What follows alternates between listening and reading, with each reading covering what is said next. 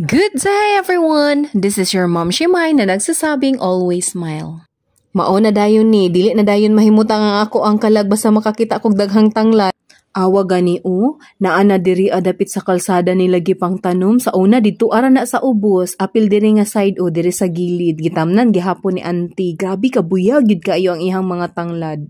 Mautong niingon ko ni Mira nga after nato magpa-laboratory mi balikan nako kay magpalit ko ni auntie.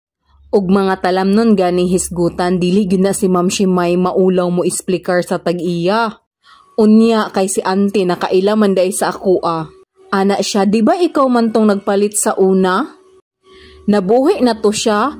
So para si auntie dili matingala kay grabe baya to kaayo kadako ang iyahang gihatag sa akoa. Ako apod siya gi-explainan nga ti, ang katubitong akong napalit, ako agad to siyang gipang tanom dayon. Pero wala ko kabantay nga ako ang gitamnan na ay hos sa ilalom, unya buslot da ito siya maong nagbasa ang yuta. So sa kadugayon niya, nga gabasa dito sa ilalom, ang iyang mga ugat na nga lata. Unya, timing pagyud ato ti human ako pagtanom, nibiyahe ko paingon sa amua. Maotong pagbalik nako te, ang akong mga tanglad nga gipang tanom nangamatay na.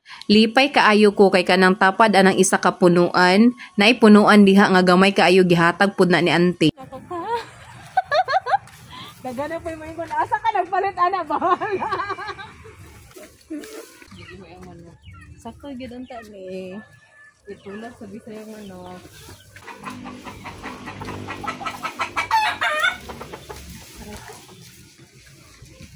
Pwede mo agi.